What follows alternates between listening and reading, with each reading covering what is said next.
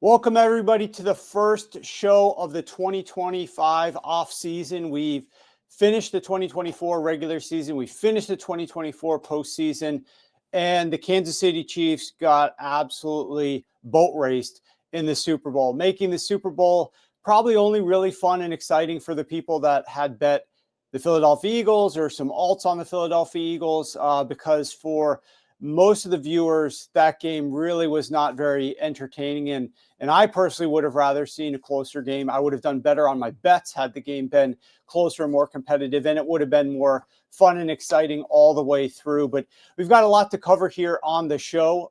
We are going to be diving into a little bit of Super Bowl recap, what I thought was going to happen, what was wrong, what was right. And then we're also going to be talking a little bit about the upcoming first mock draft of the 2025 offseason. We've got mock draft expert Ryan McCrystal, who is one of the most accurate mock drafters. You've seen him if you've been following our show. You know Ryan McCrystal. He comes in here all the time on Fridays to discuss his picks for the college football betting slate for the upcoming weeks. His specialty, more so even than that, is predicting the accurate order of the mock draft. And I just tweeted out or posted on X the first 1.0 mock draft for the 2025 NFL draft from Ryan McCrystal.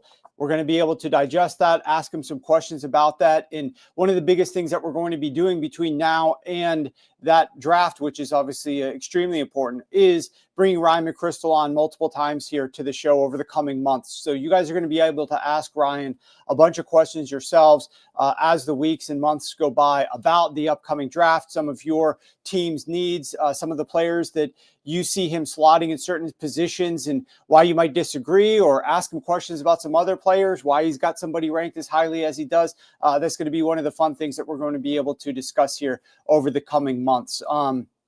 But that said, first of all, let's handle a little bit of business here on the business side of things. We had 3 winners for our $2,000 Super Bowl prop contest, the contest that you could go in there and submit your 15 questions over a 4-minute questionnaire up on sharpfootballanalysis.com. And we've got our winners, and I'm going to announce them now, and then we're going to be contacting them later on. So in first place, with 14 correct answers out of the 15, and who guessed 58 total points for the game, which obviously the final score saw 62 points with the Eagles winning 40-22, was Robert Escarza. So Robert Escarza got first place in the contest. Second place in the contest is Andrew Terry, who also got 14 out of 15 correct and guessed 54 total points scored for the game. So Andrew Terry got second place. And third place, I'm not going to say the email address out loud, but I don't know the first name. Jay, first initial is Jay, last name is Baker. Jay Baker got third place with also 14 out of 15 correct and 52 total points guessed. Was off by 10 there. 62 total was the final score there. So Jay Baker got third place. So those are the 3 winners. You'll be contacted directly by one of the people who runs the website. They will be getting you your information, getting you your cash, sending that over to you, and getting you set up with the rest of your prizes. So congrats to the 3 of you that won the contest. For the longest prop contest, or sorry, not the longest prop, the longest TD prop. So most of you guys know we went through and picked our favorite prop out of all the submissions, the video submissions. And the one that we liked the best, that I bet $1,300 on live on the show, and we were going to give the proceeds to the winner, was the Philadelphia Eagles to have the longest touchdown of the Super Bowl. So it had to be a touchdown, and it had to be the Philadelphia Eagles. And obviously, for the vast majority of this game, this prop looked like a winner. And that's the beauty of a prop like this, as we were talking about on the show when Rich and Ray and Pam were all there and we were discussing which prop we liked the most. One of the qualifications was that we wanted the prop to give us a sweat the entire game. Give us something to be thinking about the entire game. And so that was this prop. And unfortunately, Xavier Worthy caught a 50-yard touchdown pass from Patrick Mahomes with 1 minute and 48 seconds left in the game. Completely meaningless at that point to the game itself, obviously, because the Philadelphia Eagles were up 40-6 in the fourth quarter. The Chiefs scored 2 unanswered touchdowns with less than 3 minutes left in the game to put up their final scores. But that was meaningless for most people, but for some people, that was very meaningful from a prop market perspective and from a betting perspective.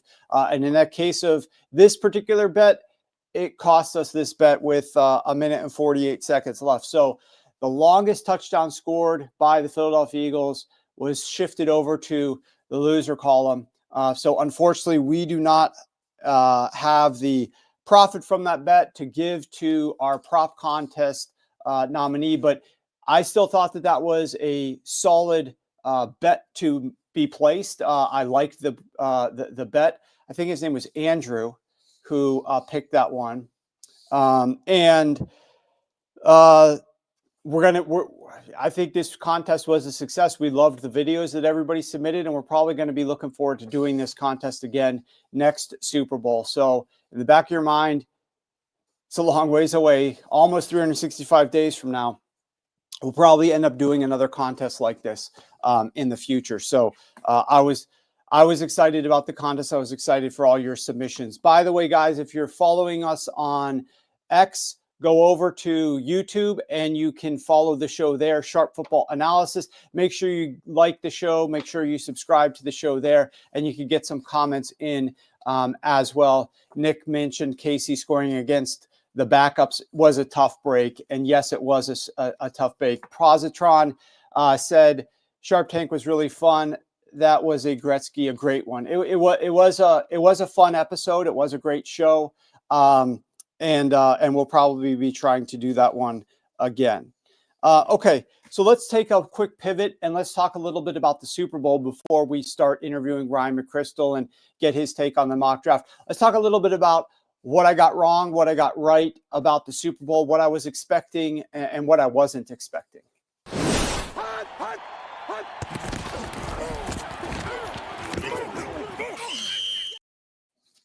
So the first thing that I think was the most surprising to me, and probably to many of you guys as well, I think to probably everybody, even if you like the Eagles in this spot, was one of the biggest kind of things that I uncovered. What I was expecting to have happen here in the Super Bowl was the Philadelphia Eagles were going to limit the Kansas City Chiefs from scoring touchdowns down inside of the red zone. I thought that Eagles defense was going to be a shock to the system of the Kansas City Chiefs. Did a lot of research on how they were probably going to be limiting Patrick Mahomes and Andy Reid with Vic Fangio's defense and shutting them out from scoring touchdowns. Even though the Kansas City Chiefs had been the second best offense in the NFL at moving the ball down into the red zone in the 2024 season, even though the Kansas City Chiefs had been the number one best offense at moving the ball into the red zone of any postseason team since 2003, I believe that they were going to struggle down inside of the red zone based upon two things. Number one was Vic Fangio's track record against Patrick Mahomes and Andy Reid during his 8 games that he played against them. I thought that Andy Reid was going to struggle down inside the red zone, and Patrick Mahomes as well, in terms of scoring touchdowns down there, because that was one of the biggest things, even against some of the best and most high-flying Kansas City Chiefs offenses, that Vic Fangio had sort of been able to demonstrate that he was able to slow these guys down inside of the red zone. And then secondly, you had the 2024 Eagles defense themselves. That was a very solid defense down inside of the red zone. And so I thought they weren't going to be scoring a ton of touchdowns. I thought they were going to be settling for field goals. What ended up happening was that defense was so good that they were enforcing their will and imposing their will prior to even getting down into the red zone. The Kansas City Chiefs did not cross midfield for the first 44 minutes of the game. That was certainly massively unexpected by me. I had no clue that the Philadelphia Eagles defense was going to prevent Patrick Mahomes and Andy Reid and that Kansas City Chiefs offense from even crossing midfield. Keep in mind, again, that no, the Kansas City Chiefs did not score a lot of points last year compared to some years in the past. And so when you look at yards per game or points per game, they did not look like a great offense. But this was the second best offense at driving the ball into the red zone. And the fact that they couldn't even cross midfield for the first 44 minutes of that game was something that I was not expecting at all. Now we'll dive deeper. We'll break that and segment this up a little bit more as to what exactly was happening here that the Eagles defense was doing and some of the other specifics as to why they were not having success moving the ball down into the red zone. But that was just overarching, like the biggest shocker, the biggest thing I was not expecting, which then obviously trickled over into a lot of the other aspects of the game. When you talk about betting or props or things of that nature, if you can't convert first downs, if you can't even sustain a drive at all, then a lot of these other things aren't going to go your way. And that's what the Kansas City Chiefs just struggled to do. Before we dive into dissecting the Chiefs a little bit more, let's back up and talk about what I was expecting out of the Philadelphia Eagles. So from the Philadelphia Eagles offense's perspective, the first thing I thought that the Eagles were going to do is come out here and run the ball, even if their run game wasn't all that successful. They were going to start the game in the first quarter running the football.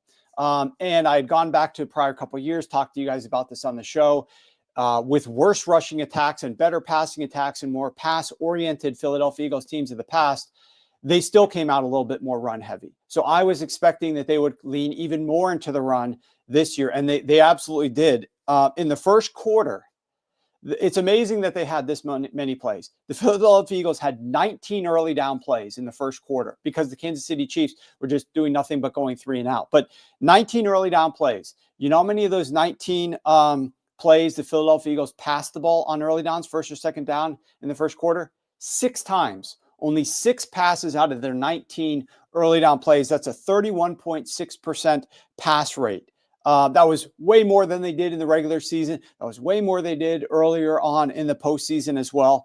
Even though those runs averaged just 2.4 yards per carry, they weren't running anywhere. Like they were handing the ball to Saquon Barkley. If you bet his over on his rushing attempts, you got there, but it wasn't because he had a good day. He didn't even come close to going over his total rushing yards. He didn't come close to going over his longest rushing attempt. They were basically trying not to let, and this is what they've done with Jalen Hurts. I know Jalen Hurts won the MVP, and he had a very efficient overall Super Bowl. But there's a hive of people out there that think that the Eagles lean into their history of like coming out passing the football in these big games. They do not. They come out running the football, and they absolutely did here, even though it wasn't successful. They took the ball out of Jalen Hurts' hands intentionally a little bit to ease him into the game, which is the opposite of obviously what the Kansas City Chiefs did with Patrick Mahomes. We'll talk about that too. But after the first quarter, they opened it up a little bit, passed the ball a little bit more because in part Saquon Barkley wasn't having success. And that's what the Philadelphia Eagles did, if you remember, in the 2022 Super Bowl as well. They tried to come out in that first quarter and run the football. When that was not working, they leaned a little bit more into the pass. The Eagles went 50% pass on early downs in the second quarter of the Super Bowl this year, which still is well below the NFL average. I mean, 50% pass is not anywhere close to the NFL average, but it's certainly a lot more than 31.6% pass, which is what they were in the first quarter on early downs. Okay, another thing Nick says really shows how bad that Buffalo defense is and why McDermott should be fired. It's not going to happen. You know, people are going to lean into the fact that McDermott has had success. Also, there's a contingent of people who look at other coaches around the league and see the fact that some of these other coaches took several years and many years to get over the hump. And, you know, maybe that is the case with McDermott, but I still think if you're going to, like, the easiest way to have some success is to remove a piece of that puzzle from the Kansas City Chiefs. It's addition to your team by subtraction to the other team. And you got to remove Steve Spagnuolo. And people might say, oh, well, Steve Spagnuolo didn't have a great game. Steve Spagnuolo, in my opinion, had a very solid game with what he was asked to do. And actually, let's talk about that right now. We've got the first video here. I wanted to play a couple of the videos. I recorded 7 of them. I showed them to you guys last Friday about what I was expecting from the game. I'm going to replay a few of them because verbatim. It's a lot easier to get the point across. So this is one of those videos where I was wondering if Steve Spagnuolo was going to perform another miracle like he had in the prior 2 Super Bowls and figure out a way to slow down Saquon Barkley and this top-rated Philadelphia Eagles rushing attack. Can someone hire Steve Spagnuolo as a head coach already? This man is a defensive genius. Take a look at how he totally shut down the #1 ranked run offense in each of the last 2 Super Bowls. Last year, he was facing Christian McCaffrey and the 49ers run offense that ranked #1 in EPA per rush, #1 in success rate, and #1 in yards per carry. Spags took his 28th ranked run defense in yards per carry allowed and held that 49ers #1 run offense to only 3.6 yards per carry with the longest run of 11 yards. The year before that, in 2022, it was nearly identical. He was going up against a Philadelphia Eagles run offense, which ranked #1 in success, #1 in EPA, and #1 in yards per carry. Spags took his below average run defense and held that Eagles #1 run offense to just 2.6 yards per carry and their top running back to 16 yards on 7 rushing attempts. This man is a miracle worker. The only question remains is, can he perform a miracle three-peat and hold Saquon Barkley in check on Sunday? So that's what I was questioning. Demonstrated the fact that he had shut down 2 top-ranked rushing offenses. And guess what? He completely shut down Saquon Barkley and the Philadelphia Eagles once again. Saquon Barkley was held on 25 rush attempts to only 57 yards, 2.3 yards per carry. Remember how Christian McCaffrey was held to a longest run of 11 yards? Saquon Barkley's longest run, 10 yards. 2 total first downs rushing out of those 25 rushing attempts for Saquon Barkley. He averaged -0.19 EPA per rush and a 16% success rate. So just a terrible performance on the ground from Saquon Barkley and this Philadelphia Eagles rushing attack. And so you might say, oh, well, that Spags sold out to stop the run. He loaded the box, he sold out to stop the run, and then he gave up some stuff through the air. That's not actually true. He had a standard 7-man box on 50% of the rushing attempts in this game in the first half. So in the second half, when the Eagles were up by larger amounts, he was putting a little bit more into the box. But in the first half of this game, where Saquon Barkley was doing nothing, he was playing the pass too. He wasn't stacking the box and still massively slowed down this run game. So credit and kudos goes once again to Steve Spagnuolo for figuring out a way how to eliminate the rushing game. And if you look at the passing game of Jalen Hurts, while there was efficiency there, it wasn't like he was setting the world on fire prior to that 46-yard touchdown strike to Devonta Smith, which was, I think, in the third quarter. How far into the third quarter was that? Yeah, late third quarter. 2 minutes to go in the third quarter was that strike to Devonta Smith. So, and think about how difficult of a position it is for your defense to have to be on the field routinely. One of the biggest things that defensive coaches like to do when they get to the sideline, after they get their opponent off the field, they force a 4th down. The other team's going to punt the ball. They can bring their team back on the sideline. They can digest and think about what they need to tweak, who they should talk to, their defensive captain. They need to talk to any of the assistants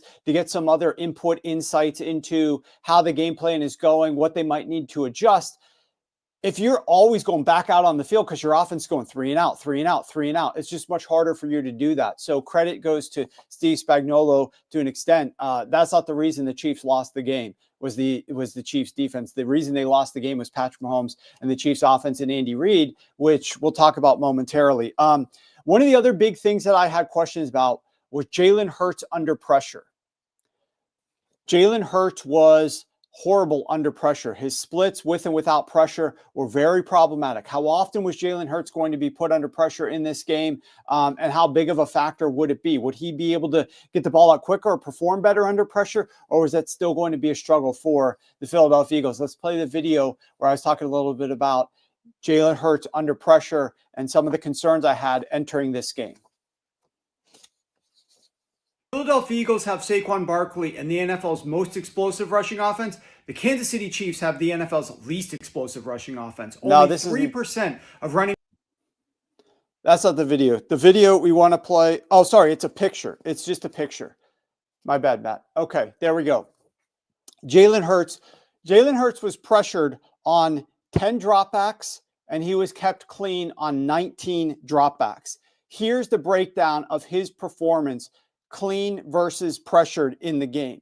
And you can see that when he was kept clean, he had 82% completion rate versus 60, and he had a 94% accuracy. Whereas when he was pressured, he only had a 60% accuracy, 60% completion rate. His yards per attempt clean was 12.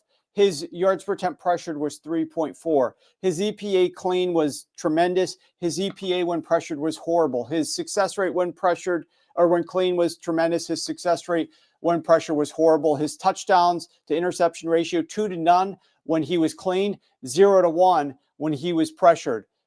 So the pressure did end up being a factor on the plays that he was pressured. The plays that he was pressured, he was terrible. The plays that he was clean, he was brilliant. The issue was Kansas City wasn't getting enough pressure on Jalen Hurts. So there weren't enough of these dropbacks. And part of the issue clearly goes to the fact that the Philadelphia Eagles were able to stick with the run and run the ball a ton. And therefore, Jalen Hurts didn't have as many dropbacks. And so even if, just think about this, if you have, what do you have? It looks like 29 dropbacks, right?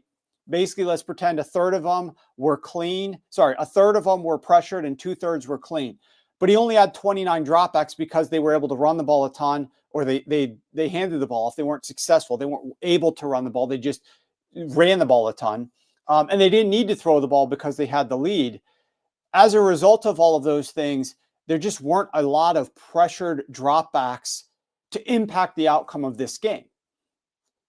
If the Eagles were losing in the second half and Jalen Hurts had to throw the ball more, there probably would have been more pressure dropbacks, which then could have negatively impacted the game. But because the Philadelphia Eagles had a lead, handed the ball off a ton, just the total volume of plays where he was pressured was very minuscule. So even though Jalen Hurts was terrible when he was pressured, it didn't impact the outcome of this game at all. So the Eagles were thankful that they didn't have Jalen Hurts get pressured a lot, and that they were able to lean into the run, and that he was brilliant when he was clean, which we sort of thought that he might be solid when he was clean.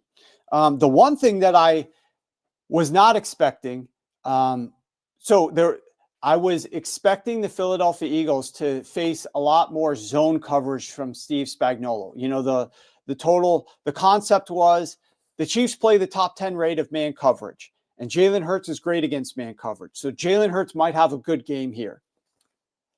Well, then the question becomes, well, why wouldn't Spags just play a little bit more zone? And that's, in fact, what Spags ended up doing. He dialed way back the rate of man coverage. He actually played man coverage on only 3 dropbacks where Jalen Hurts threw a pass attempt. 3 dropbacks were against man coverage. 18 dropbacks were against zone coverage, where he actually attempted to pass, were against zone coverage. So there was a massive pivot into zone coverage, which Spags should have done, and I was sort of expecting him to do. So that sort of limited the upside a lot. Some people were on like some of the A.J. Brown props because they thought that there would be a lot more man coverage, but there wasn't. There was a lot of zone coverage. What I did not expect, though, is Jalen Hurts absolutely torch the zone coverage that Steve Spagnuolo was rolling out. Steve Spagnuolo rolled out that zone coverage. Like I said, Jalen Hurts had 18 pass attempts against Spags zone coverage. Jalen Hurts went 15 of 18. That's 83% completions, 10.6 yards per attempt, plus 0.61 EPA per attempt, 56% success, 2 touchdowns, 1 interception, did take 2 sacks, but brilliant against Spags and the zone coverage, which was a definite split for Jalen Hurts. He was much better versus man, much worse versus zone. Leading into the game, Spags made the right decision to play more zone, but Hurts and the Philadelphia Eagles offense was ready with a plan to attack that zone coverage. So credit to the Eagles and the Eagles offense on that run. Now, against the man coverage, I told you that he threw 3 passes against it. Was he good against it? Yeah, he was great. I mean, completed 2 out of 3, 10.3 yards per attempt, plus 0.52 EPA. So he did great when he was faced with man, but Spags dialed the man down, and Hurts was great against zone. So that was a big difference in this game because the Eagles couldn't run the football at all. They needed Hurts to be decent when he was throwing the football. They played a lot of zone against him, and he still was able to be efficient against that. So that went a long way to determining the outcome of this game, because as bad as the Chiefs' offense was, if the Eagles' offense was absolutely terrible, the game still would have been within reach for the Kansas City Chiefs. So the Eagles' offense did just enough. Now, I mean, I certainly wasn't expecting a pick six. I wasn't expecting nearly as many interceptions as we had.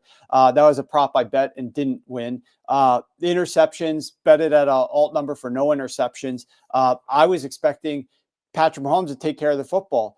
He threw the pick six, and then he set them up for, I think they got the ball, Zach Bond on that interception, got the ball at like the 12-yard line or so for another easy touchdown for the Eagles. So they didn't really have to do much offensively in that first half, and they were up but with a commanding lead at halftime.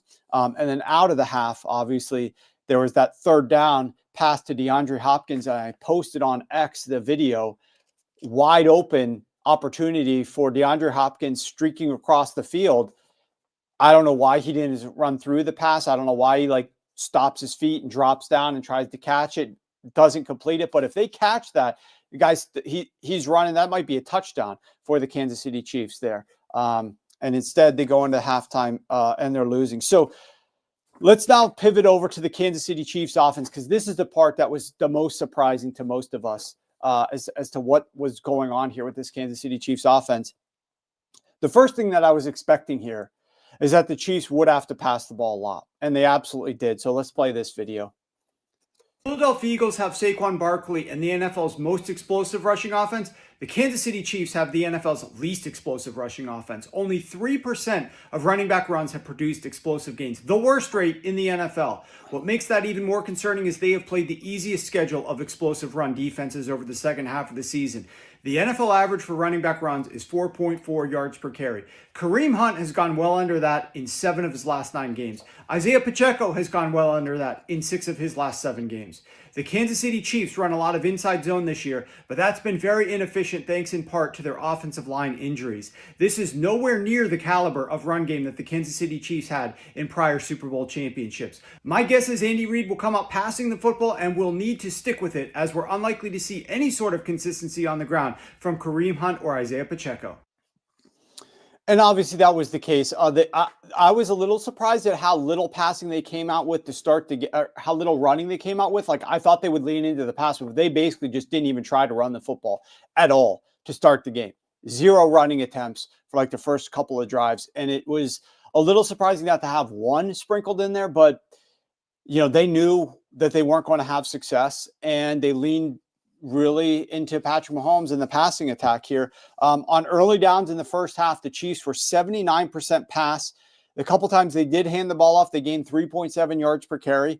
They didn't have many plays on early downs in the first half. They only had 14 early down plays in the first half, and they basically put the ball in Mahomes' hands early and often, came out passing the football. That was something that I was expecting.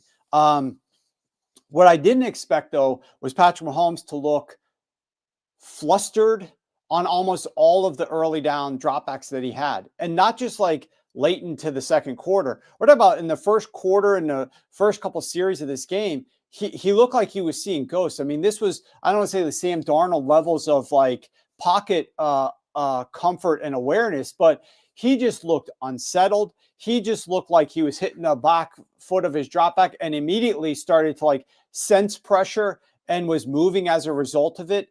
And we'll talk a little bit about the protections that the Chiefs were using. We'll talk a little bit about some of the personnel groupings that they were or were not using, but it just seemed strange that Patrick Mahomes would come out so flustered and so just not settled.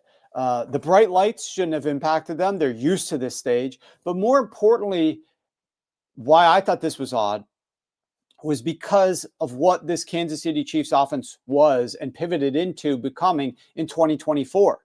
They were not a deep strike offense. They were not an offense that held onto the football for a long time. They were not an offense that was trying to push the ball down the field. This was a team that had the shortest time to throw of any time in Patrick Mahomes' career, the quickest in the entire NFL. They had the shortest target depth of any time in Patrick Mahomes' career. Throwing short and throwing quick That's something you can do against a 4-man rush. That's something that they should be prepared for. If there's a little bit of pressure coming, they should have had answers here built into their offense from what they've been doing all season long. This wasn't even something that they would need to pivot into. Like, okay, after the second series, guys, we got to get the ball out quicker. Let's dial up some shorter plays. We're used to throwing the ball deeper. We're used to holding on to the ball longer. We're going to need to dial up some shorter plays. No, this was the Chiefs team that was used to throwing it short, that was used to throwing it quick. They should have had that in their game plan on the very first series. But even if they didn't, on the second series or the third series, they should have been making those adjustments. There should have been adjustments. Forget, again, the protections and the personnel, which I'll talk about momentarily. The adjustments to get the ball out of Mahomes' hands quickly and underneath. And they just never seemed to do that. Like, Mahomes seemed very unsettled in the pocket.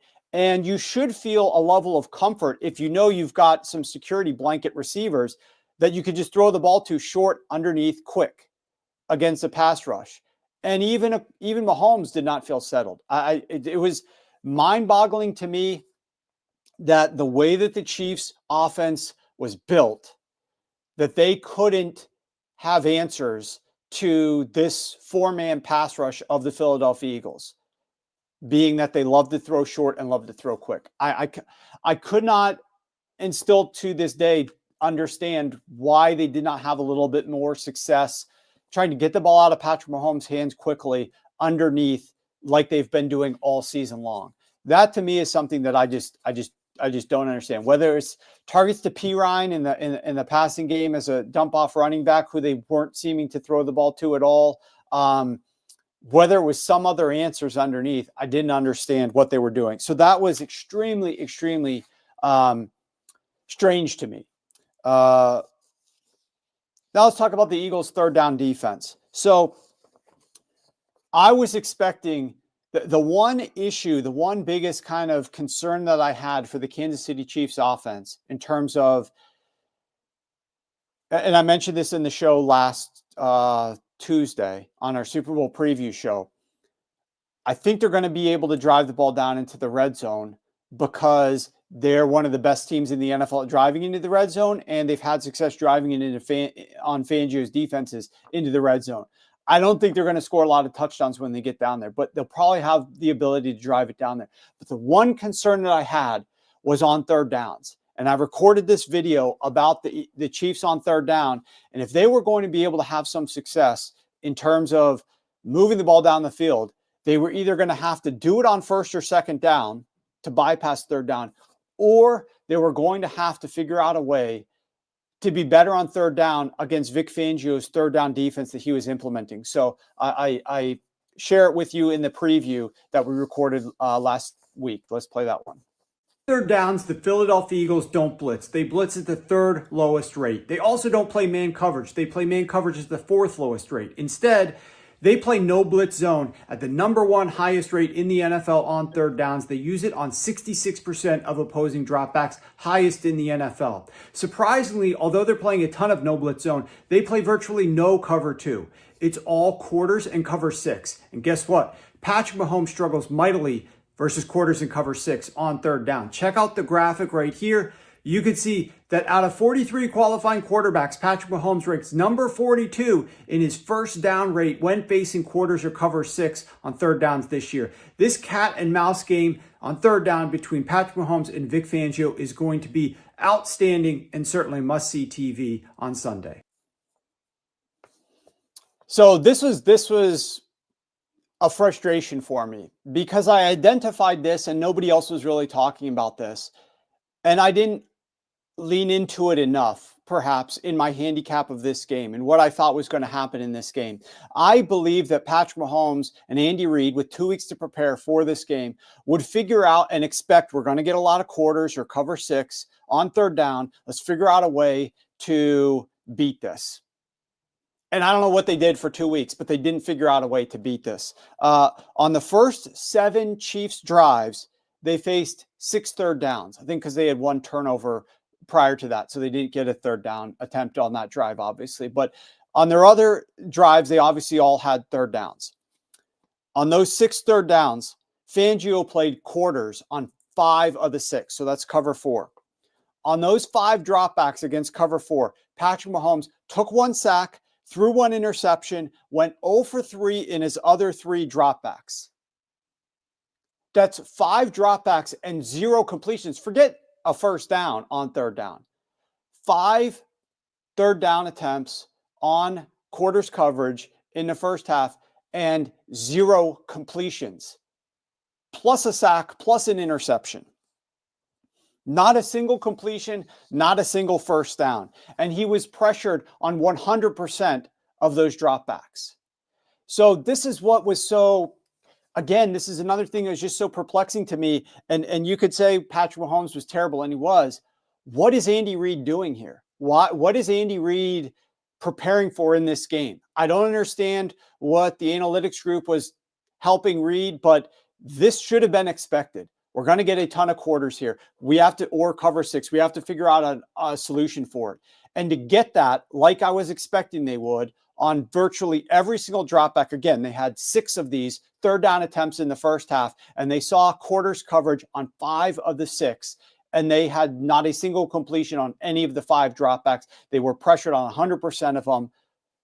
There was no answers. There was no solution. Whether it was Mahomes or Reid, I'm not sure who takes more blame there, but that can't happen in a Super Bowl. You can't get exactly what should be expected and then have no way to solve it. And that's where maybe it's on me, because I showed that graphic in the video where Patrick Mahomes was 42 out of 43 qualifying quarterbacks against cover 4 or cover 6 on third down this season. And they still had no answers for it. So rightfully, the Philadelphia Eagles and their analytics group dial up what they thought Patrick Mahomes wouldn't do well against. But Patrick Mahomes and Andy Reid had no solutions, no way to get around it. And that's why, if you want to know why they weren't having any success, they could not convert third downs. They were facing quarters. They couldn't beat it. No blitz, quarters coverage, couldn't beat it.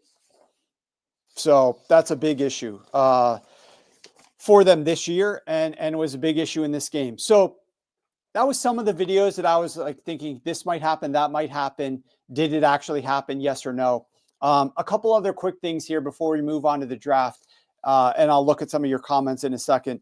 The first one that I didn't quite understand, that I thought we were going to see a little bit of just from the analytics showcasing that they should use this, is why weren't the Chiefs using more 12 personnel? You know, the data clearly showed that they were going to have more success against the Philadelphia Eagles using 12 personnel.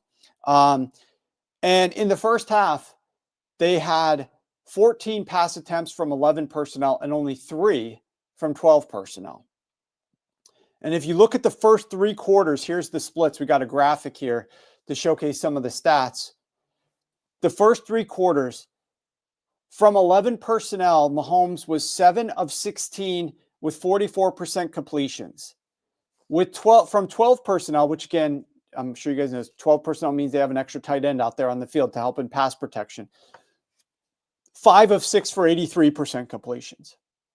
Night and day different. From 11, he threw 2 interceptions. From 12, he didn't throw a single interception. From 11, he averaged only 4.8 yards per attempt. From 12, he averaged 11.8 yards per attempt. Night and day difference, not even close. 4 sacks taken from 11 personnel. That was a 20% sack rate. He was sacked 1 drop back out of those 6, which was a 14% sack rate. So these numbers aren't even close. That was the first 3 quarters. Obviously, when the game got out of control, and if you're looking at these stats, you know, back looking at the game, you really should probably take out those last 2 Chiefs drives where the Eagles were playing their backups and weren't really caring, and the Chiefs had a little bit more success out of 11 personnel on their 12th and 13th offensive drive of the game. But if you go back to the first 11 drives of that game, where the game was sort of in doubt and the Eagles were playing defense the way that they were planning on playing defense, the Chiefs were so much more successful when using 12 personnel. That was something I identified and wrote up in my report, that they should use a little bit more 12 personnel. And I don't know why they didn't. I think they had, this is just my guess, and I raised this concern on that Tuesday show a week ago. The fact that the Kansas City Chiefs had all their wide receivers healthy now, right? They had DeAndre Hopkins, they had Marquise Brown, and they had their other guys. They maybe thought, hey, those guys are better than Noah Gray, so let's not put out our second tight end. Let's roll out with these third receiver. And this was from the very beginning of the game, right? Keep in mind, this wasn't, oh, hey, well, guess what? When they're losing in the third quarter, they're going to be doing this. No, this was in the first quarter. I just mentioned 14 passes from 11 in the first quarter, only 3 from 12. Their efficiency out of 12 was much better over the course of the entire game, including in the first quarter. Why they didn't decide to use this a little bit more, knowing that Eagles defense was worse against 12, I'll never know. I'll never understand why they didn't lean a little bit more into 12 personnel, but they absolutely should have. I thought they should have before the game, and in hindsight, they should have as well, based upon the data. The other thing here that was very perplexing to me, sort of very closely related, is, and I didn't even think about this along these lines, but why didn't the Chiefs at any point in time start to rotate an extra pass blocker in there? Whether it's 12 personnel, you have an extra tight end, whether it's 11 personnel and you keep your tight end in to help block a little bit more. I know Travis Kelce had only, I want to say 2 or 3 pass blocks the entire game. And he had the worst pass blocking grade of any of the Kansas City Chiefs offensive players, because he just had that horrible chip where he just let the defensive end run right into Patrick Mahomes' lap after he was trying to go out for a reception very quickly and just let the receiver, let the edge rusher in there to sack Patrick Mahomes. But why weren't they keeping an extra tight end in? Why weren't they bringing a running back in to help pass block a little bit more? I don't know, but look at these numbers. Prior to those last 2 meaningless touchdown drives, the Chiefs had 11 offensive drives, and they scored 6 total points. They trailed 40-6. On Patrick Mahomes' 28 dropbacks across those 11 drives, the Chiefs didn't help any of their offensive linemen on 22 dropbacks. So they used that 5-man protection on 22 dropbacks. They only helped on 6 dropbacks where they used a 6th or a 7th man. Again, this could be a running back who stayed in to help block. This could be a tight end who stayed in to help block, or a combination thereof. When they used their standard 5-man offensive lineman to try to pass block against the against the Philadelphia Eagles pass rush, they gave up 5 sacks, 1 fumble lost, 1 interception, and no touchdowns. That's across 22 dropbacks with a 5-man protection. Those are like drive killing. We talk about a sack as a drive killer.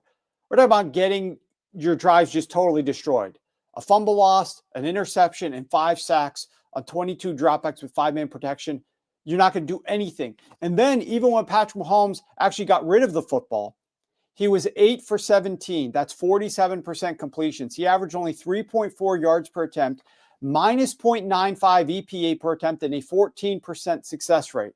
Yet when they just kept an extra man in there to help block, 4 of 5 for 80% completions, 18 yards per attempt, minus 0.08 EPA per attempt, which is still substantially better than what they were when they only had 5-man protections, and a 50% success rate. So this, again, is something that I will never understand, why the Kansas City Chiefs didn't. I get it. They don't come out the game starting this on their first or second series, but we're talking about their first 11 drives of this game. Their first 11 drives of this game. Why on the 3rd drive, the 4th drive, the 6th drive, the 7th drive, the 10th drive, the 11th drive, are they not leaning more into having more 6 to 7-man protections when clearly they're having success with it? And clearly they're having no success when they don't have the extra blocker in there. And I get it. The Chiefs, the Eagles rather, were kept only bringing 4. They only were bringing 4. So maybe you think, oh, well, we don't need to have an extra guy because they're not blitzing. So we don't need to, our 5 can block their 4. That's what you might be thinking in the first or second series. But after that, you realize our 5 can't block their 4.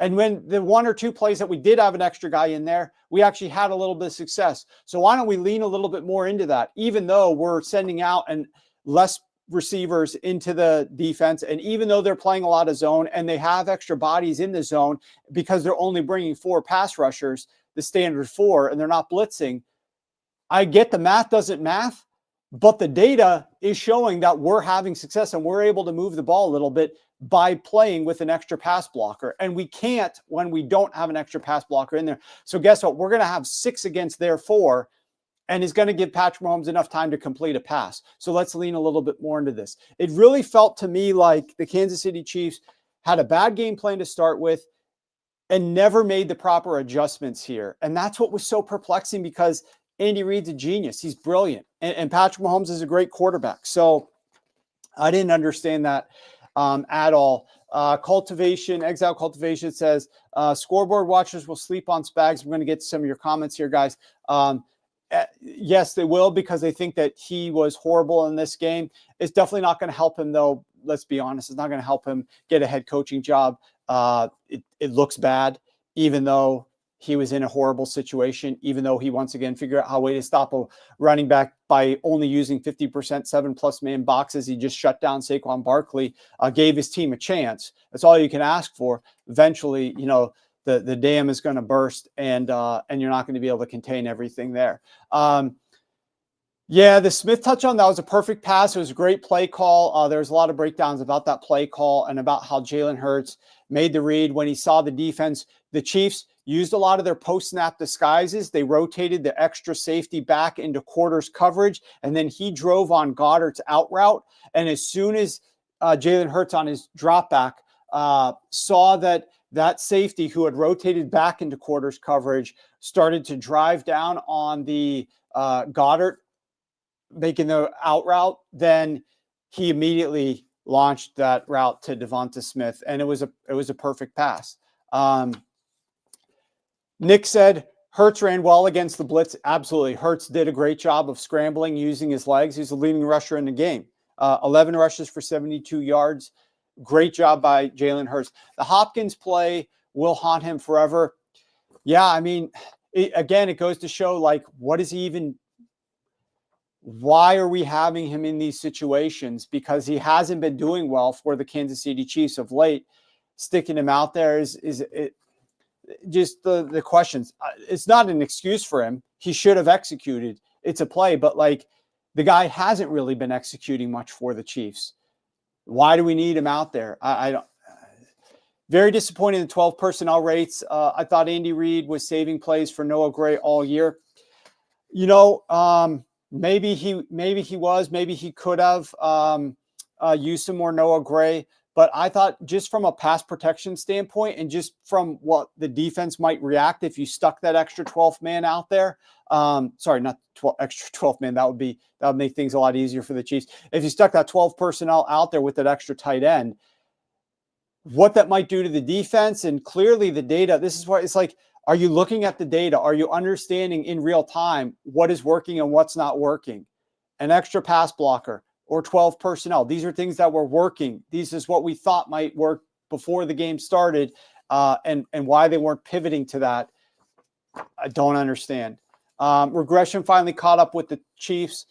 Uncle Rico, Spags. Andy says Spags and the D main problem was getting off the field on third down, was forced to try and stop something, held up until midway third quarter. Chiefs let them down. I agree completely. Chiefs let them down. And yeah, the dam finally breaks open there. Uncle Rico, Eagles protection was elite. Chiefs, most sacks didn't hit. Hurt sensitive to pressure, didn't come out. I mean, like we said, Rico, when Hurts was pressured, there's sometimes he was able to get away with the scramble, but when he tried to pass when he was pressured, he was not good. It was bad. The issue is just he didn't have a lot of those pressures that impacted him. So this Super Bowl, disappointing from a competitive standpoint. I didn't have a good day betting the Super Bowl. There was a lot of things that I wasn't expecting, that some of which I anticipated and didn't lean into enough, like the Chiefs on third down against the style of defense that Vic Fangio was playing. That right there was one of the biggest factors, plus the lack of protection. And why aren't they moving more into 12? And why aren't they adding an extra pass blocker? All of those things, those three main things there, a little bit more 12 or add an extra pass blocker forced a lot of third downs for the Kansas City Chiefs because they weren't doing that. And then on those third downs, the data in my analysis showed that they weren't going to have a lot of success. I kind of thought that they might have figured out something in 2 weeks to implement. Nope. They had no success on third down. And those reasons they kept punting the ball back, those reasons they never drove the ball into the red zone, those reasons they never attempted any field goals or put up any points or had the opportunity to get many of the other offensive pieces involved. And the Eagles had all the opportunities from an offensive perspective. And the Eagles were up big, so they didn't need to pass the ball nearly as much either. So I'll call it a strange Super Bowl from the aspect that I expected more out of Reed and Mahomes, and I was disappointed that we didn't see some of the adjustments at a minimum, let alone the game plan to begin with. And I think that they're better than that. Is the frustration for me? I think that they're better than that, and I'm just a little surprised that they didn't pull some of that out earlier. Okay, with that said, that closes the book on a very successful overall 2024 season. But this is where things get fun.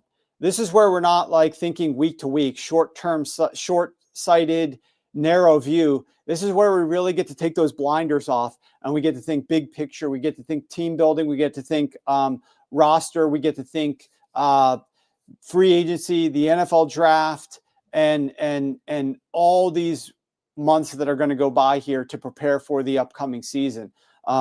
Things slow down tremendously, allows more time to dive into projects and analysis, things that I really love doing. Obviously, write that book right there, which is going to be over 500 pages previewing the upcoming season. Oh, and one thing I did want to mention here. I'm going to flip to the last page of this Eagles chapter. I didn't think about this earlier, but let me flip to the last page of this Eagles chapter. I'm just going to read to you my conclusion of this. And one of the biggest things that I thought the Eagles did, let me just take a sip of water here. So I was critical of the Eagles for hiring from within and expecting that their personnel, that the roster that Howie had assembled, was coach proof. They didn't need a great defense coordinator. They didn't need a great offense coordinator. They could just promote from within and have a good team after that 2022 Super Bowl run that they lost, where both of their coordinators went elsewhere. And they thought they could hire from within and have success. And as it turned out, coaches matter a ton. Schemes matter, play calls matter, coaches matter a ton. And so even though the Eagles had a lot of good Jimmies and Joes on the roster in 2023, that team fell off massively on both sides of the football.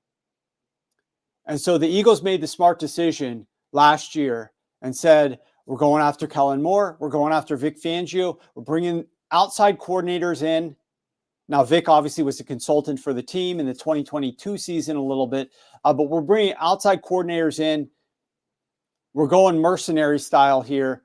And we're going to take a couple more Jimmies and Joes that they added to the roster, specifically on the defensive side. And now we can make a run at this thing again. And that's what they did. And here's what I wrote at the last page of the 2024 football preview. I'll start reading from right up here. I said, out are both coordinators. In are Kellen Moore and Vic Fangio. With the Eagles clearly addressing areas of weakness last season via offseason moves, which include but are not limited to pass rush, secondary, running back, and both coordinators, the team is set to rebound after last year's failure.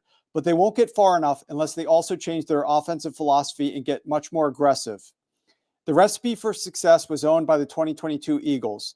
It was an exquisitely planned and executed entree, and the chefs last year were trying to serve hamburger helper. However, the final key ingredient will need to come from Hurts. He must learn from last season and improve dramatically. The way to win in the NFL is to have your quarterback deliver better performance than what he's expected to deliver based on his cap hit.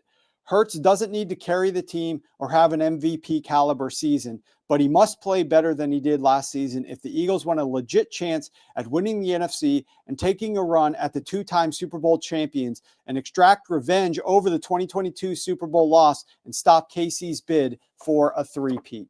So that's how I concluded the Philadelphia Eagles chapter. And Jalen Hurts did play better. They didn't need him to have an MVP caliber season, nor did he.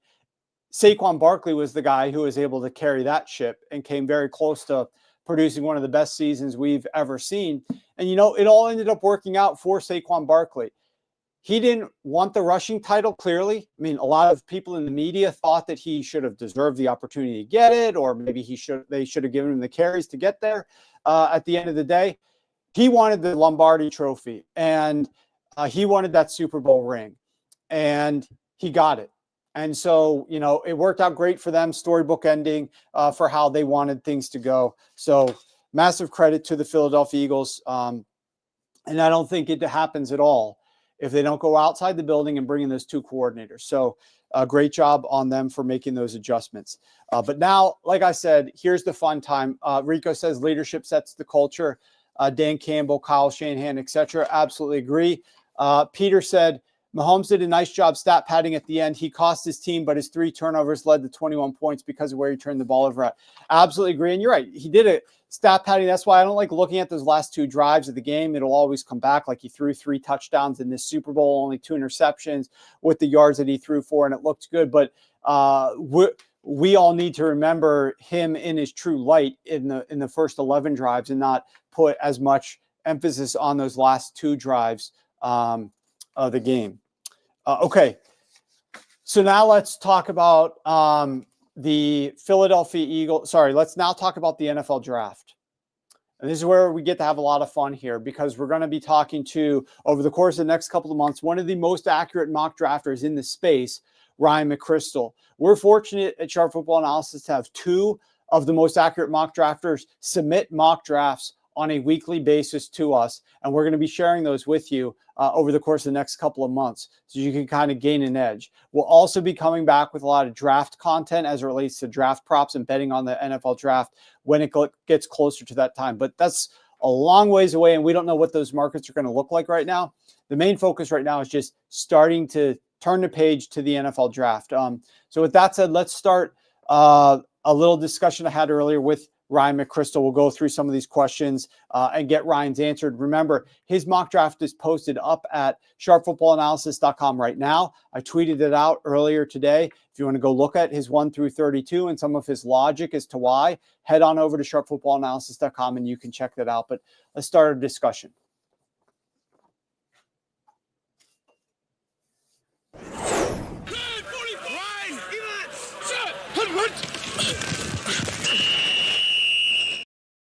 All right. So a couple questions for Ryan here. How long have you been doing this, and what was your general process like? Why don't you walk the people through what it's like for you as one of the most accurate in the space to do mock drafts? How do you actually do them and execute them? What's your process? How is that process more than anything? How's that changed? How has the space changed from a mock drafting perspective from when you first started getting into this to where we are right now?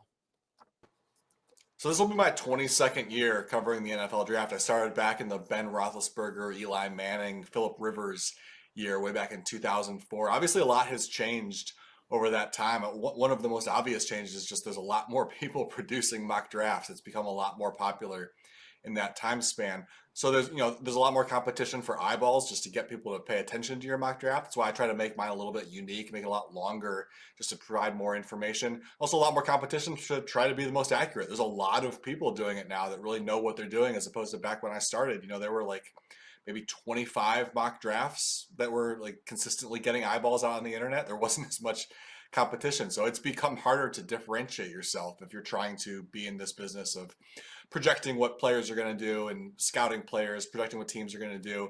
It's definitely changed a lot. One of the things that's changed that I find the most helpful as far as like trying to be more accurate in this process is just the access to video, all of the games, after the fact. You can find them on the internet. It's really easy. I used to tape games on VHS back when I first started to try to get more access to watching as many players as I could. Nowadays, most stuff is on YouTube you can find, or if not, there's other ways of tracking it down. If you know the right people, you can find the games and learn more about the players that way. Also, access to advanced stats, or just within the last couple of years, that has really changed.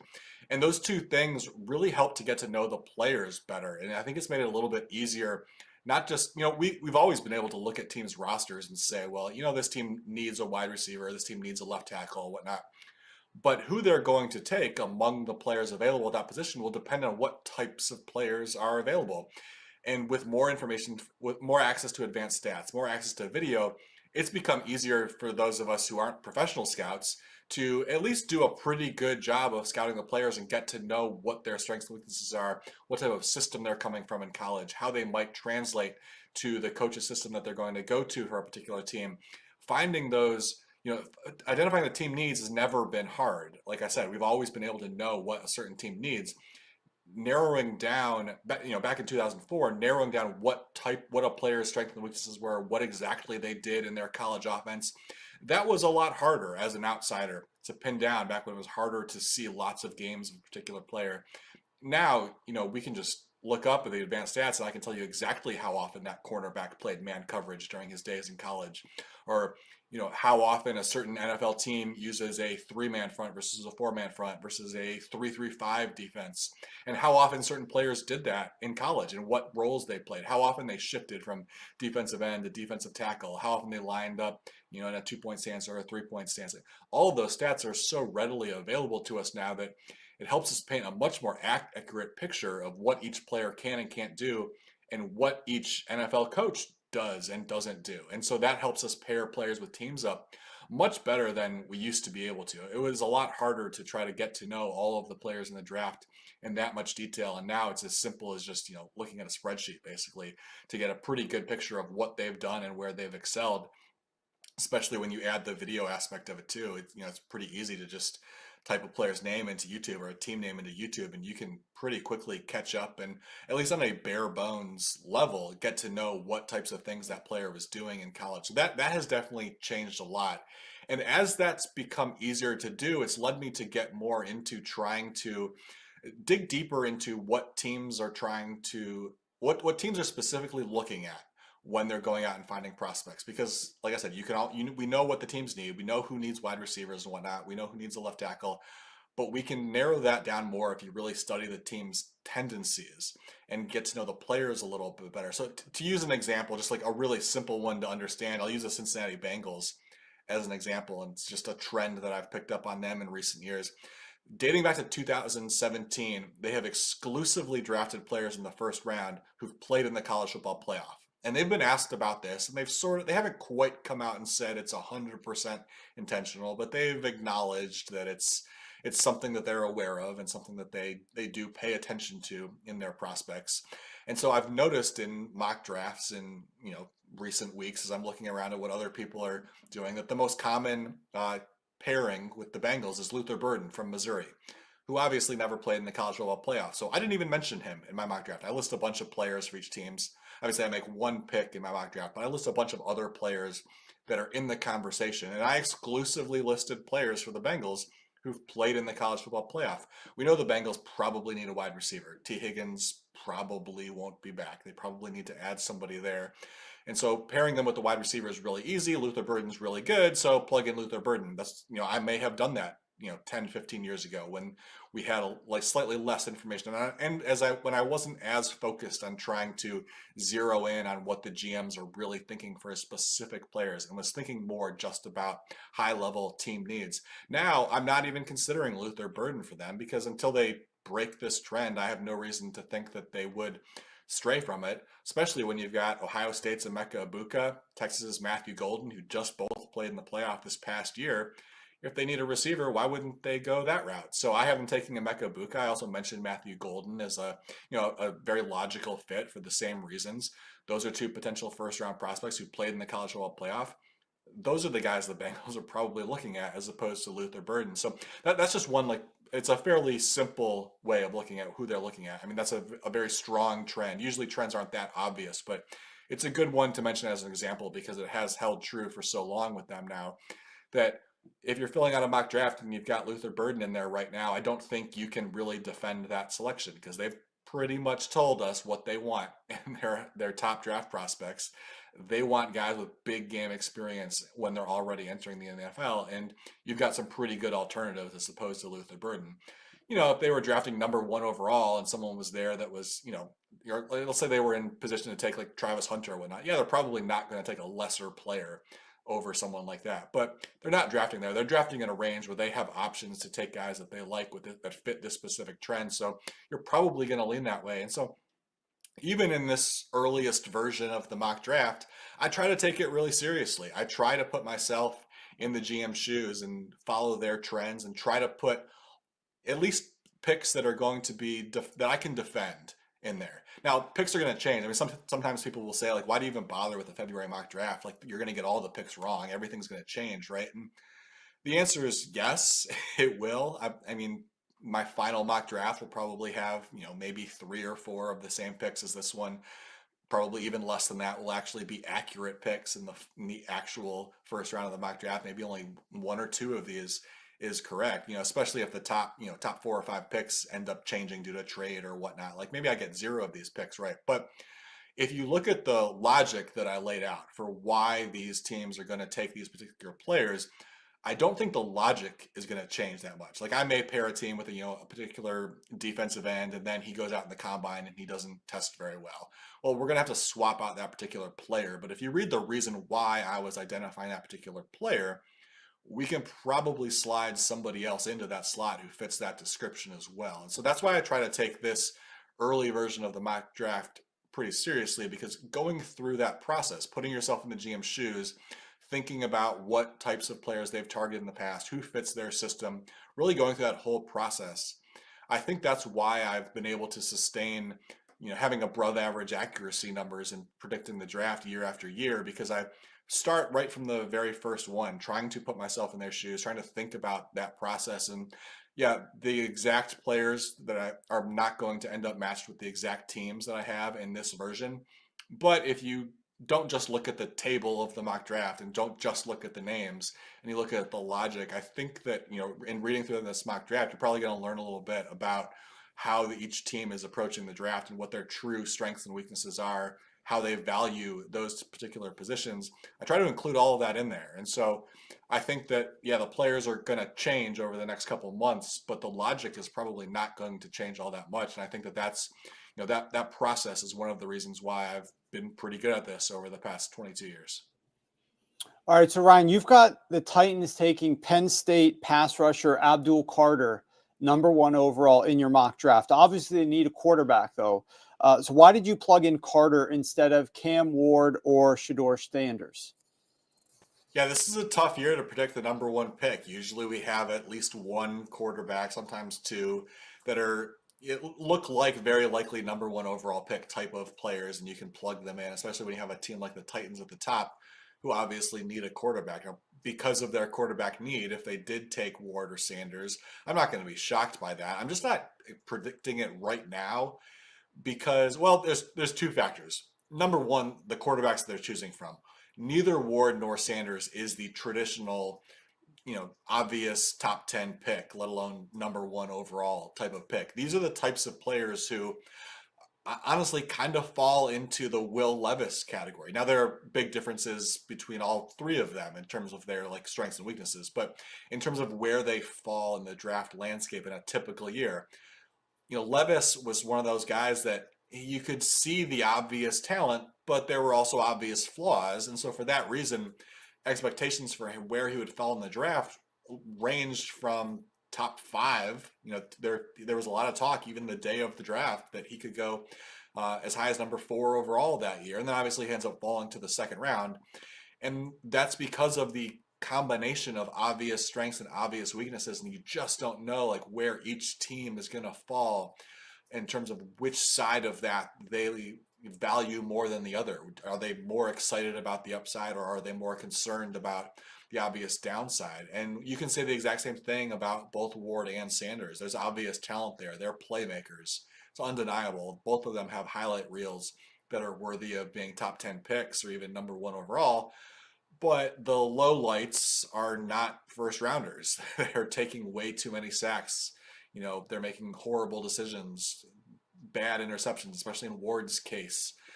And so, you look at that type of player in a normal year where there is at least one or two legitimate top 10 picks at the quarterback position.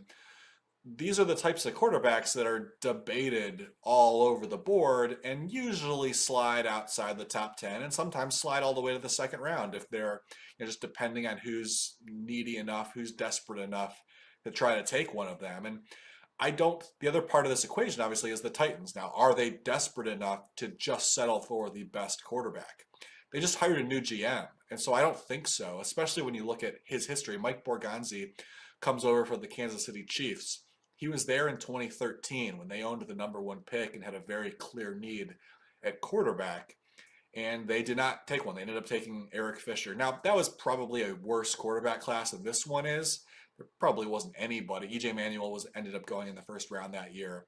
There were a few other guys who were mentioned as possible first rounders who ended up sliding to day two. Ward and Sanders are probably better than any of those guys. Certainly hope they will be for the sake of the NFL, because that whole draft class basically turned into busts for the most part.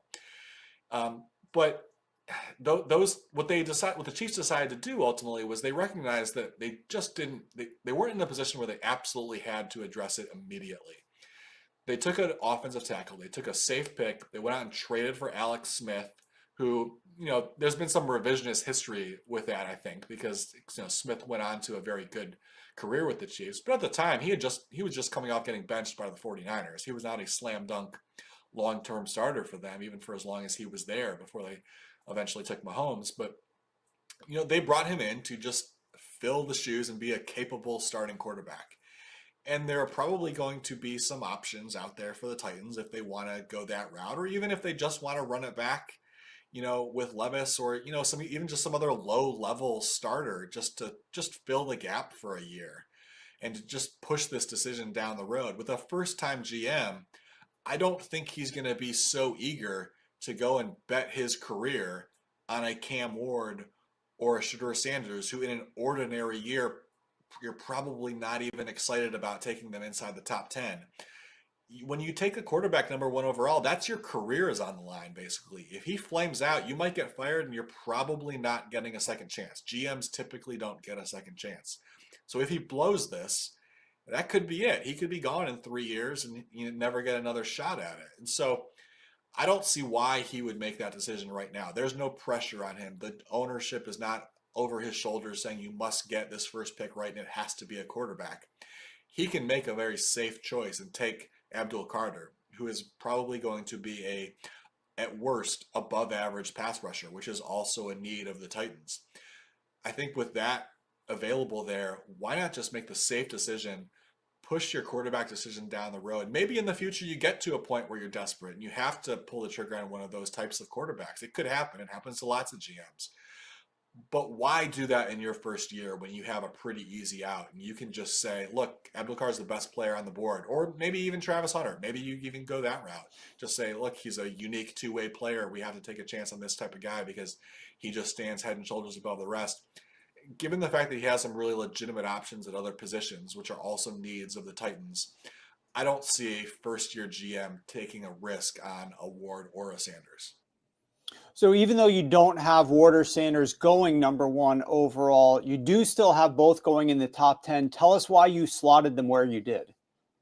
Yeah, so even though I did just criticize both Ward and Sanders and say that, you're not normally excited about taking those types of prospects in the top 10, I do have both of them going in the top 10, with Ward going to the Giants and Shedeur Sanders going to the Raiders.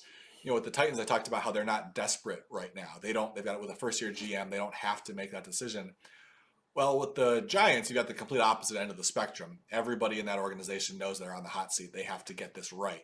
So I think that that's a pretty obvious, they're one of the obvious candidates to take a quarterback, even if it's a huge risk in a Cam Ward or a Shedeur Sanders, because if they kick that decision down the road, they might not be the ones who get to make that decision. If things go, if they're not able to plug in a quality veteran and actually win some games next year, they could be cleaning house. That's certainly a possibility. So this is their chance to get a young quarterback and build around him and have more of a say in the direction of the franchise that they're leading.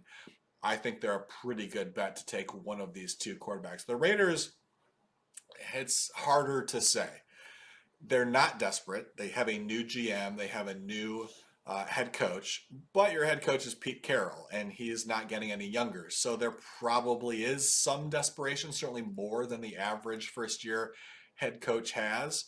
I also think with Shedeur Sanders is probably a pretty good fit for a Pete Carroll-led team. Obviously, he's been known as a player's coach throughout most of his career, especially later in his career, like his whole run in Seattle. He's been pretty well known as a player's coach. I think Deion Sanders would probably be very much okay with his son going to play for him, and that's a wild card in this draft as far as where Sanders goes and what his dad has to say about it. I suspect that he would be excited about his son getting to play for Pete Carroll, so that would probably make that a little bit easier transition than it might for some other franchises. And then ownership there is obviously always a wild card. Especially with Tom Brady involved now, it sounds like Brady is playing a pretty critical role. He is probably more inclined to push them to draft a quarterback, just given the fact that he is also a quarterback and he's a new to the ownership deal, and he's seemingly very involved. I wouldn't be surprised if he's pushing for a quarterback. So those are the Giants and the Raiders feel like the two teams that fit the profile of a team that takes a big risk inside the top 10 and convinces themselves to take a player like Ward or Sanders, who isn't your typical top 10 pick, but does enough exciting things that you can certainly see a scenario where they're a very high-level starter down the road in a few years. So I think they're the teams that are desperate enough that could tuck themselves into this and make possibly both of those guys go in the top 10.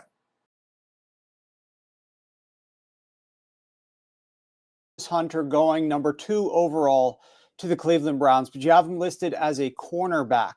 Do you think that's going to be his position in the NFL? And how do you think his status as being a two-way player will impact his draft stock? Yeah, Travis Hunter is probably the most exciting player in this draft class because of his ability to play both ways. And he has said he wants to play both sides of the ball in the NFL and not just part-time on one side or the other. He has said he wants to continue being a true-way player. I think maybe that happens his first year in the league. Maybe. But it's not going to happen long term. I would be stunned if 3 years from now he's still playing full time on both sides of the ball. It just doesn't make sense to try to ask somebody to do that over a full NFL season, especially as he starts to age a little bit and slow down naturally a little bit. Which, if you're playing on both sides of the ball, is going to happen sooner than on someone who's only playing 40 or 50 snaps a game on one side of the ball. That's just how our bodies work, right? So I don't think any team is going to ask him to do that. Probably not even in year one. But the fact that he says he wants to could complicate things, especially if he's really adamant about playing wide receiver, because there is potentially more money involved for him long term if he's a wide receiver. Now, it depends on how good he is, obviously. The best cornerbacks are going to get paid more than an average wide receiver. So he's also got to factor that in. What does he really think of himself, and what do other teams think of him as a wide receiver? If we were just grading him as one or the other, I think he's a top 5 pick as a cornerback, even if he never plays a down on offense. He is legitimately an elite prospect as a cornerback. He's the number 1 cornerback on the board. I don't care if he ever plays wide receiver. I think the Browns could take him number 2 overall. I think even the Titans could justify taking him number 1 overall as just a cornerback. If he gives you a few snaps per game on offense, great. If not, I don't think it matters. I think he has the potential to be that good on defense.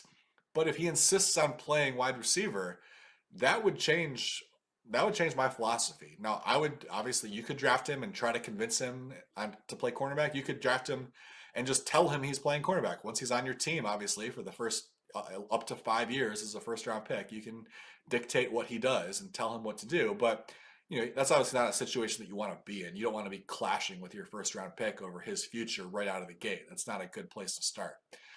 So if he is really adamant about playing wide receiver, especially if it's because of the money, that complicates things because I don't think he's a top 10 pick as a wide receiver.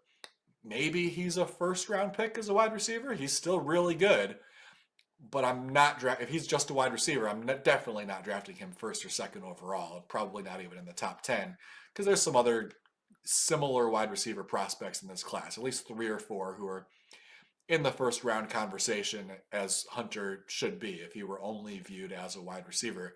So I don't think he would get drafted as high if he were really adamant that he has to play wide receiver. Now, if he's adamant that he has to play both, which it sounds like he is right now, I think in that case you draft him knowing that he's going to at least play cornerback for you, and you can try to wear him down over time. Maybe you let him play more wide receiver as a rookie because he's young and he can probably still do it. And gradually you see how it goes. You let it play out. If he's obviously better as a cornerback, it's going to become easier and easier to convince him to stay there. So I still think he's going to end up in the top 5 picks, probably in the top 3 picks, because ultimately someone's going to just, more or less ignore what he says he wants to do and say, worst case scenario, we're going to play you a little bit on both sides of the ball. And long term, we know you're going to end up at cornerback. We'll eventually convince you of that. Because he's such an elite cornerback, I think that he's going to land in those first couple of picks. The Browns are a really good bet to take him. Could go number 1. The Patriots at number 4, I think, is probably the furthest that he falls. In your first mock draft, you only have 3 wide receivers going in the first round, with Travis Hunter being listed as a cornerback. So with only 3, that would be the fewest since 2019. Is this a down year for the wide receiver position? I do think this is a down year for receivers, at least at the very top of the draft. I don't think anybody's going to come in and put up Malik Neighbors or Brian Thomas like numbers. I don't think anybody rises to the level of Marvin Harrison Jr. in terms of just raw, undeniable talent in this draft class. I've got 3 guys in the first round. I even have Tetron McMillan in the top 10. But I see a wide range of potential outcomes for where he goes in the draft. I just happen to have him up at the top right now because I think it makes sense to have somebody land in the top 10 just because there's a few teams that have a need there. You could say I have 4 in the first round if you're counting Travis Hunter, but there's a few other names who are in the mix. Texas's Matthew Golden, Trey Harris from Ole Miss, there's in the conversation. How the combine goes could potentially push some guys up. If somebody has some, really stands out with some great numbers, they could enter the conversation. That can certainly happen. But I don't see a lot of really high level talent, guys who absolutely must go in the top 20 picks. In fact, if none of them went in the top 20 picks, that also wouldn't shock me.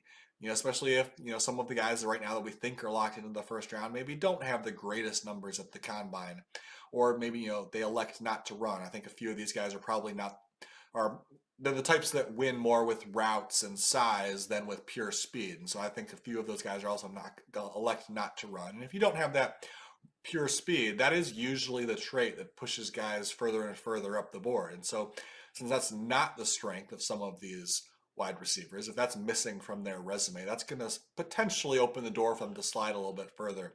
So I don't think we're going to get an early run on wide receivers. It could be more than the 3 that slide in the first round. If someone on the back end of the first round really falls in love with someone, we saw that last year.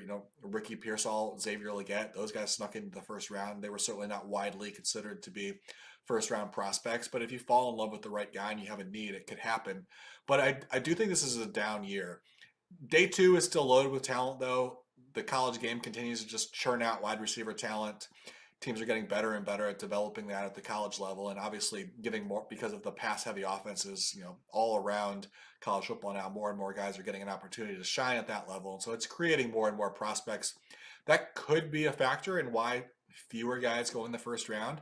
I've been surprised by how many have gone in the first round in recent years for that reason. There's plenty of good players available on day 2 every single year in the NFL draft. So I don't know why we continue to see so many guys go in the first round when there seem to be similar options available on day 2. Maybe that trend starts to shift a little bit this year. Who knows? It's hard to say this early in the process at wide receiver because that is one of the positions that can be more affected by the combine just because pure speed is obviously a one of the things that teams look at. So that we'll get that cleared up a little bit more later this month when we get those 40 times and some guys. But as of right now, I do think it's a little bit down from the past couple of years. All right, now speaking of the running back position, let's transition there. You have Ashton Jeanty going in the first round, but you mentioned some other running backs that could sneak into the first round. Travion Henderson, Amarion Hampton, Caleb Johnson. Is this just a good class for running backs? Do you think the NFL's view on spending high draft picks on the position has changed, or perhaps a combination of both? How many running backs go in the first round really has to do with two factors, I think. I mean, first, obviously, you need talent, and we certainly have that this year. Ashton Jeanty will go in the first round, barring an injury over the next couple months, possibly even in the top 10, because teams view him that highly. But there's a bunch of other guys who are at least in the conversation. Amarion Hampton from North Carolina, Caleb Johnson from Iowa, Travion Henderson from Ohio State, who I really like, and I would probably argue should be the number 2 behind Jeanty. Another Ohio State guy, Quinshon Judkins, is in the mix. Some people really like Dylan Sampson from Tennessee. I mean, there's a bunch of guys who are in that conversation. The other factor is you need to get a bunch of guys into the first round. Obviously, like the superstars like Ashton Jeanty, they can go in the top half of the first round sometimes. We've continued to see that happen even as the position has been, devalued for the most part around the league. But to get others into the first round in that next tier, you just need the right teams at the back half of the first round to have a need in that position. And I think this year we have that. We have the running backs who are in the conversation, and we have a bunch of teams who could justify it. Like the Chargers, Vikings, Texans, they could all justify taking a running back. They don't have a ton of other needs, especially if they fill enough holes in free agency the right way. They could certainly go into the draft with running back being one of their most glaring needs and needing someone to come in and step in right away. And so, I think the perception that the league won't take running backs in the first round, I think that's sort of a misconception. Obviously, like the position has been devalued. Teams aren't willing to pay as much. But if you are one of those teams in the back half of the first round, you're not paying that much. And if you're getting someone who truly belongs to be drafted there, like I think a few of these guys could certainly make that case for this year, you're getting a player on a pretty reasonable contract and you're controlling him for the first 5 years of his career. And then if you want to move on after that, it's pretty easy to do so. You don't have to actually pay this guy a whole lot. You get the prime of their career on a reasonable contract if you're drafting a running back in the 20s. And teams, when they have that pick and there's the right guy available, we still see running backs go in that range. It's very rare that a running back who I think has a really strong argument for being in the first round actually slides to day 2. The only thing that's happened as running backs have become devalued a little bit is we rarely see teams reach for a running back in the first round anymore. That doesn't happen very often because teams recognize there's plenty of options in that like third tier of running backs on day 2 and even early on day 3. Sometimes you can get some guys to plug in. But the guys who really have a strong argument for being among the 32 best players in the draft, if a team has a need, they've always been willing to take them in the first round. And I think this year we have just a nice mix of multiple running backs who have an argument for being among the top 32 best players and multiple teams in the back half of the first round who could, depending on how free agency goes, legitimately claim that as one of their top 2 or 3 needs. So I do think that this is potentially a rare year where maybe we do see 3 or even 4 running backs go in the first round. It's not going to start a new trend. It's just about this year happens to have the right mix of teams and players matching up in a way that could allow it to happen.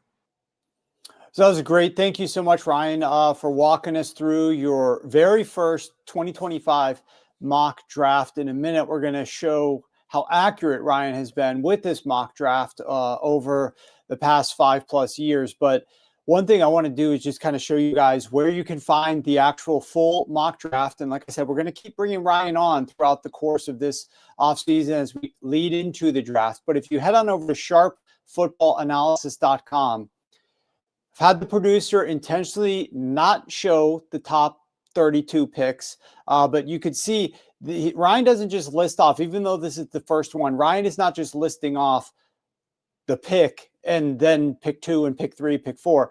He's listing who the best targets are for each of the teams, who calls the shots in their draft room, who's their GM, what's his experience, and then some key notes and statistics about some of the trends that this team might have for picking players, some of the some of the players that they could be targeting, some of the team needs that they might have. So as you guys are interested in learning more about this process, it's Tuesday and the NFL Super Bowl is over and the season is over. Now it's time to turn your attention to this. This is probably the fastest way to get ready for the 2025 NFL draft, just by going through this, looking at some of the players, and then kind of reading a little bit about the teams, their needs, their GMs, and their tendencies over at sharpfootballanalysis.com. So this is going to be the first article that's listed up on the website right now. You can go through all 32 players. And then let's transition a little bit, just last but not least, to show you a little bit about some of the track record and the history of the mock drafters that we have working for us over at Sharp Football Analysis, who have been with us for several years and thankfully will be with us for the 2025 season. There are websites out there that track the accuracy of mock drafts. So, I mean, for those of you guys that don't know, maybe you just tuned into the show this year and you don't know what even a mock draft is. So just in a nutshell, you submit, anybody can go to a website like this, or there's a couple others, and submit who you think is going to be drafted 1 through 32 in the first round of the NFL draft. They also have big boards like top 100 big boards, but for the mock draft, it's just the first round, and you get points for matching a team to a draft slot, matching, a player to a team, and for a player to a draft slot itself. You get scored and you get different points. So if you look here, there are hundreds of people on this list. And if you look off to the left-hand column, you will see that number 2 on the list is Brendan Donahue, who works for us. Donahue works for us over at sharpfootballanalysis.com. He's got the second most accurate mock draft score over the last 5 years. And Ryan McCrystal is there at number 8 with the second most accurate mock draft score over the last 5 years. And if you look over to the right-hand column, you'll see that Ryan McCrystal was the 4th most accurate mock draft of last year. So these guys have tremendous track records over the last 8 years. And you may not recognize a lot of the names there off to the left. It's not like your biggest, most popular names. That's because those guys, typically the guys that are on the TV shows that you watch when you turn on NFL Network or you turn on ESPN, they are not the most accurate guys at doing this. The most accurate guys at doing this are the guys that don't do as much media, that bury their head in the research. So you could scroll down this page and look at some of the people that have also showed up on this list. You should see some of them that you might have a little bit of more familiarity with, or in terms of knowing their names or seeing them on TV, that sort of thing. And we'll go through, like there's Daniel Jeremiah, for example, of the NFL Network. There's Peter Schrager at number 33. You can just keep going. I mean, there's hundreds of people that are on this list that compete for the crown. And you can see them all listed here. Keep scrolling. There's hundreds of them. And some of these guys aren't necessarily nearly as well known. And then you get to some of the guys that have only been submitting their picks for the last 3 years, 2 years, etc., that don't have a lot of success or not a lot of experience in doing this. But at any rate, the point being here is that we've got the number 2 guy on this list and the number 8 guy. If you want to scroll all the way back, well, we got the number 2 and the number 8 guy. And we got the number 4 guy from last year's mock draft. And we're fortunate to have them with us to be sharing their expertise throughout this NFL draft cycle. They're 2 of the very best and most accurate guys that you want to be listening to. We will get Brandon Donahue's mock draft published in a few weeks, and his will then start to be updated. But Ryan McCrystal is the guy who's going to be front and center with us throughout this entire process, sharing his analysis. And we're going to try to bring him on multiple times and get a little bit more interaction from you guys in terms of asking Ryan direct questions and getting his takes. So that's not happening today, obviously, but in the coming weeks and months, we're going to have a little bit more Q&A with you guys asking about some of your team needs or some of the players that you're interested in, some of those prospects drafting for your team. So be excited about this because we've got 2 of the best here with us. That does it for our first Tuesday episode of the 2025 off season. Really looking forward to navigating and traversing the upcoming off season with you guys.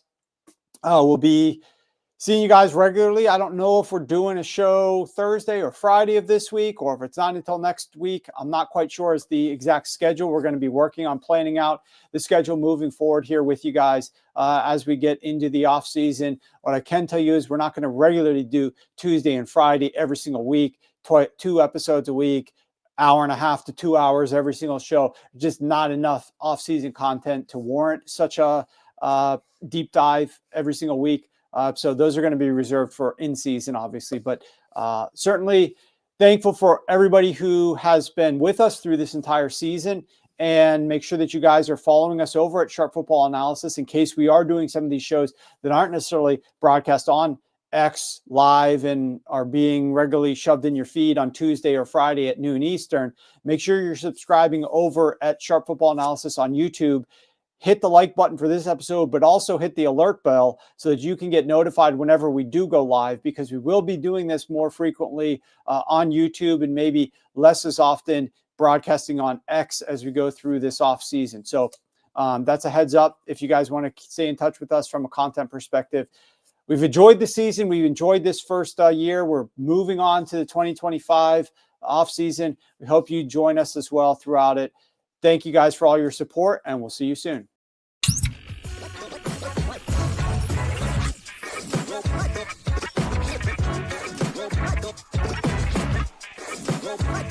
Go,